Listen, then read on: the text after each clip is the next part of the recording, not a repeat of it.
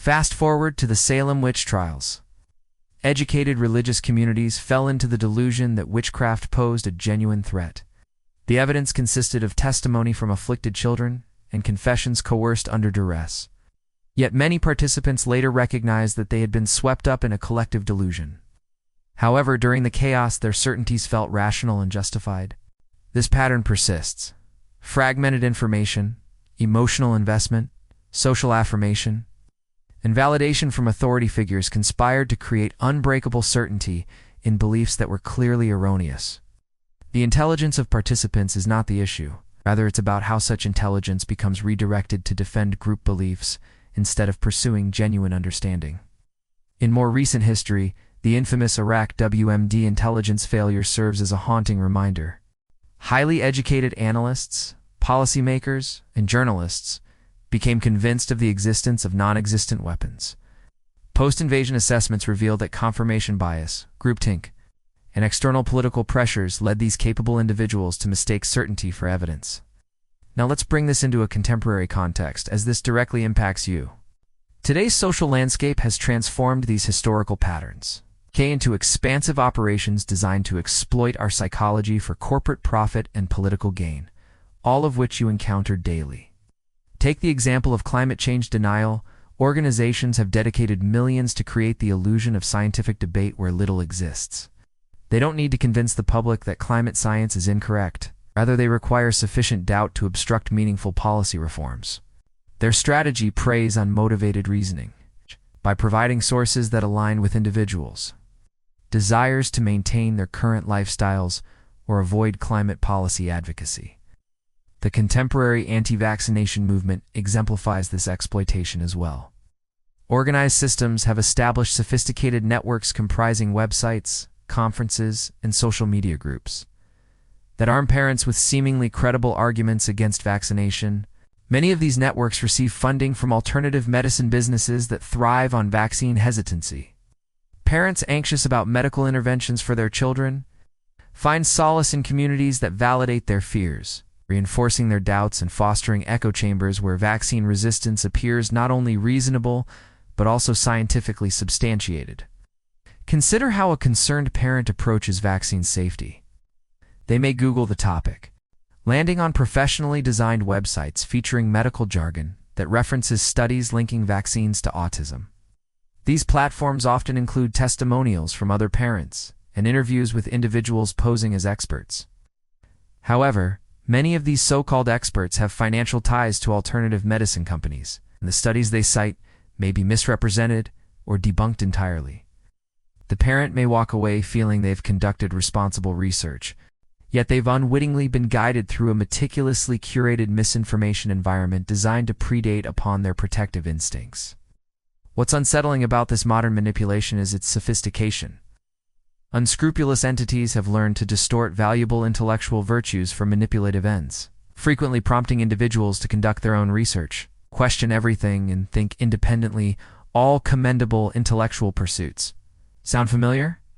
You've likely encountered these phrases used to justify some rather dubious conclusions.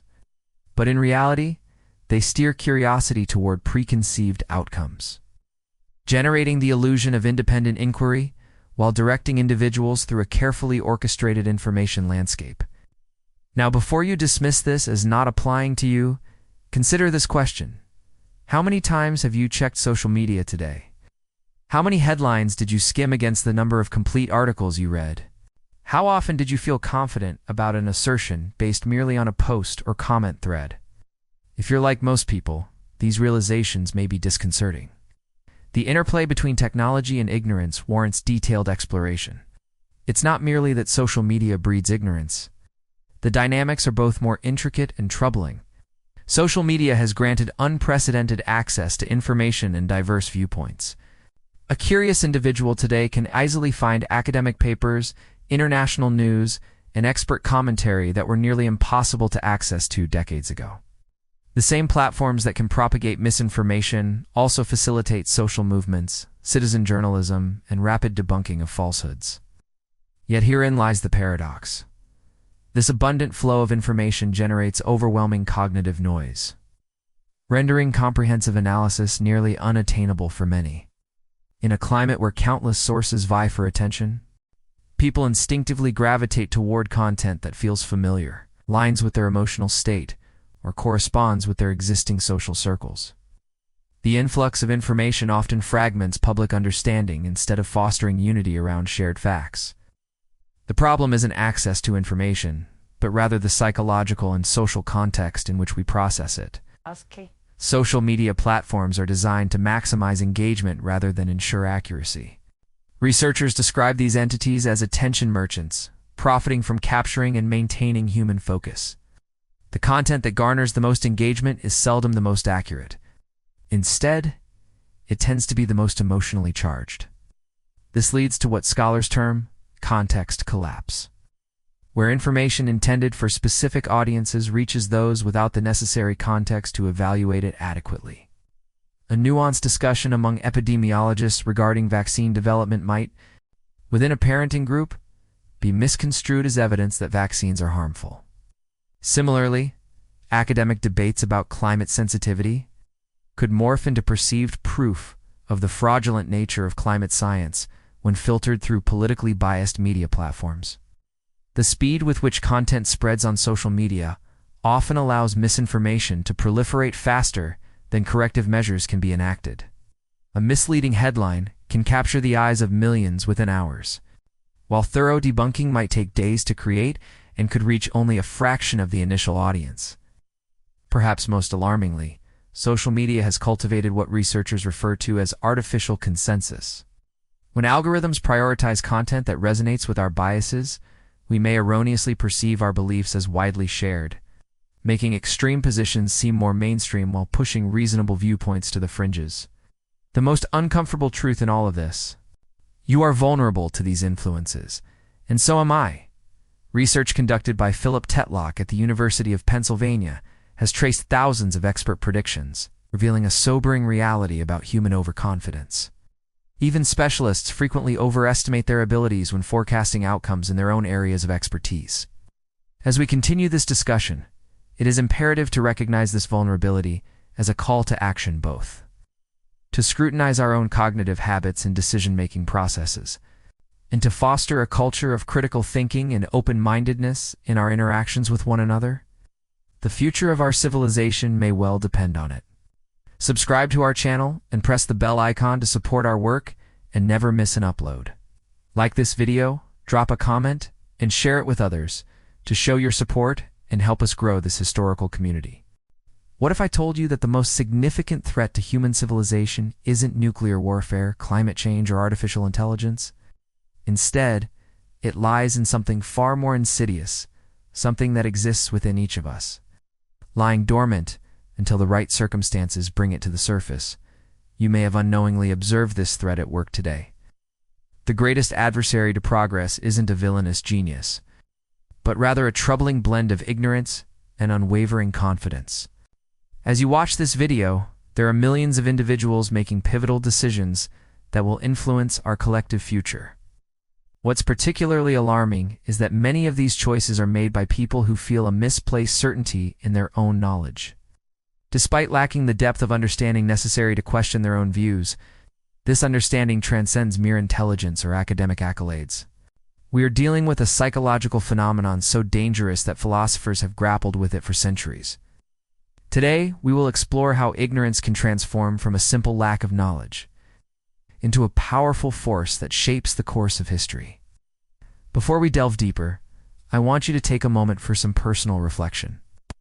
Recall a time when you were absolutely convinced about a medical issue based solely on an online article, or when a single compelling piece about a political topic solidified your stance. That feeling of clarity, the moment everything seemed to click, this is what we will examine today. It's essential to understand that this very feeling may represent one of the most hazardous psychological states you can encounter. In his writings from a prison cell in 1943, German Lutheran pastor Dietrich Bonhoeffer made a chilling observation. Stupidity poses a greater danger than malice. Bonhoeffer wasn't referring to a lack of intelligence or academic failure. He was touching upon something much more profound and sinister. In his work, Letters and Papers from Prison, he defines stupidity as a psychological condition in which individuals become impervious to reason, evidence, and logical argument. People who hold incorrect beliefs don't merely possess them. They become emotionally invested in defending those beliefs against any contradictory evidence. They transform, as Bonhoeffer described, into instruments of power. Today, we will clarify exactly what we mean when we discuss stupidity. We're examining a cluster of related cognitive biases, including overconfidence bias, where individuals systematically overestimate their knowledge and abilities. There's also motivated reasoning, where intelligence serves to reinforce pre-existing beliefs, and epistemic closure, a phenomenon in which individuals systematically exclude information that contradicts their group's beliefs. Lastly, we must consider willful blindness, the conscious choice to ignore information that might disrupt our comforting certainties. This isn't about being unintelligent. As Bonhoeffer pointed out, it's about the dangerous intertwining of partial knowledge, emotional investment in one's beliefs, and a psychological aversion to being challenged. Friedrich Nietzsche anticipated this situation, suggesting that people often resist the truth because they fear the destruction of their illusions. He went even further, proposing that individuals deliberately choose comforting falsehoods over harsh realities. The philosophical consensus surrounding stupidity is unsettling. It is not merely an individual failing, but exists as a collective phenomenon that permeates societies, fostering environments in which incorrect ideas are not only tolerated but worshipped and defended with zealous conviction. Pause for a moment and consider the last time you felt like an expert after engaging with a few minutes of research. Perhaps you watched a YouTube video on investing, read a nutrition article, or absorbed a Twitter thread on geopolitics. Did you come away feeling more knowledgeable or more confident? If you nodded along, you've experienced the psychological mechanisms we are about to explore in depth. In 1999, psychologists David Dunning and Justin Kruger uncovered a phenomenon that perfectly encapsulates why superficial knowledge can lead to unfounded confidence. Their research illustrated that people lacking competence in a particular domain are often the most likely to overestimate their abilities in that area. The mechanics of this phenomenon are both elegant and alarming. The skills required for effective performance are the same skills needed to accurately assess performance. In today's interconnected world, where information is abundant yet complex, many individuals find themselves as novices in various fields. Someone who reads a single study on vaccines, watches a documentary about economics, or follows one political commentary gains just enough familiarity to feel informed, while remaining fundamentally ignorant of the nuances of these subjects. Coupled with confirmation bias, this sets the stage for a psychological storm. Our brains tend to process information not objectively, but rather as ammunition to defend our existing beliefs, leading us to overlook conflicting evidence. This mental distortion isn't a conscious act of deception. Rather, it reflects the natural tendencies of cognitive processes under emotional tension. When combined with a pervasive illusion of superiority, this pattern becomes increasingly dangerous. Research shows that most individuals perceive themselves as above average in intelligence, moral virtue, and nearly every desirable trait. When motivated reasoning is also factored in, this results in individuals deploying their actual intellect not to seek the truth, but to construct increasingly elaborate rationalizations for their preformed conclusions. Crucially, studies demonstrate that people consistently gravitate towards simple, emotionally satisfying explanations rather than complex, nuanced truths. Reflect on your own media consumption for a moment. Do you click on articles titled "The Complex Relationship" between economic policy and social outcomes? Or more sensational headlines like this one, "Simple trick politicians Dan T want you to know"? If you're brutally honest, the latter is likely what catches your eye. Our cognitive evolution favored quick decision-making with minimal information, rather than in-depth analysis of intricate policy debates or scientific controversies. To grasp how stupidity morphs into a societal hazard, we should examine historical examples beyond the well-known Nazi context. One significant case is Trofim Lysenko's rise in the Soviet Union between the 1930s and the 1960s. Lysenko championed agricultural theories that stood in stark contrast to established genetics, advocating the idea that acquired traits could be inherited. His ideas not only appealed to Marxist ideology, but also promised rapid agricultural advancements. When Lysenko's theories gained the favor of Soviet leadership, scientists who dared to dissent faced imprisonment or execution, leading to agricultural failures that contributed to widespread famine and the deaths of millions. The core issue here isn't that everyone suddenly became unintelligent.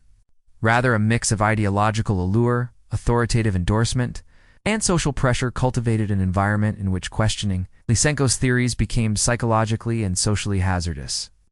Scientists equipped with superior knowledge remained silent or temporarily convinced themselves that their skepticism was unfounded.